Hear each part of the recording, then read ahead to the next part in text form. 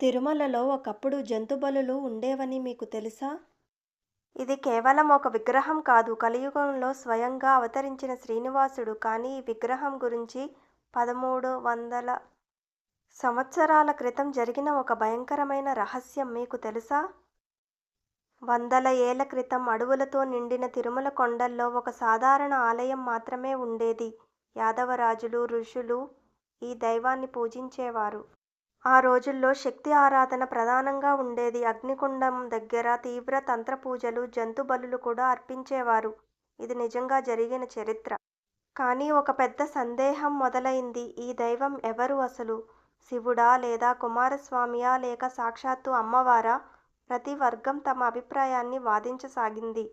ఆలయం అయోమయంలో మునిగింది. అప్పుడు ధర్మాన్ని రక్షించేందుకు ఒక మహానుభావుడు వచ్చాడు. ఆయనే శ్రీ రామానుజాచార్యులు. తిరుమల మెట్లపై నడుచుకుంటూ ఆయన ఆలయానికి చేరుకున్నారు. రామానుజులు విగ్రహాన్ని దర్శించగానే సత్యం బయటపడింది. చేతుల్లో శంఖం, చక్రం. ఇది స్పష్టంగా విష్ణు స్వరూపమే. బలిపూజలు నిలిపివేయబడ్డాయి. అప్పటి నుండి తిరుమలలో వైష్ణవ సంప్రదాయం ప్రారంభమైంది. తులసి పూలు, నైవేద్యాలు, అభిషేకాలు, అర్చనలు. లక్షల మంది భక్తుల నమ్మకానికి ఈ ఆలయం కేంద్రంగా మారింది.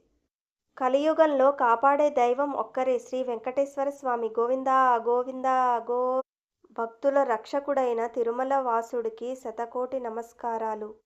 గోవిందా గోవింద గోవిందా గోవింద.